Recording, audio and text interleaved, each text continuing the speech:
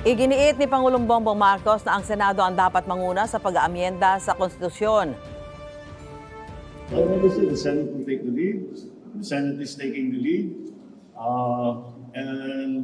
Between the two houses, they will come to an agreement, and that will be the way we'll do it. Sabi ng Pangulo, ilang buwan na niyang nakakausap ang liderato ng Senado at Kamara at napagkasunduan na nila ito. Dapat daw magawa ang mga pagbabago sa economic provisions sa saligang batas ng tahimik at walang gulo.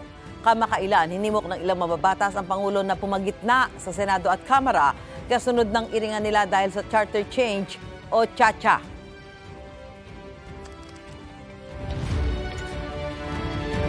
Mga kapuso, para una ka sa mga balita, mag-subscribe sa GMA Integrated News sa YouTube. Sa mga kapuso abroad, subaybayan niyo po kami sa GMA Pinoy TV at sa www.gmanews.tv.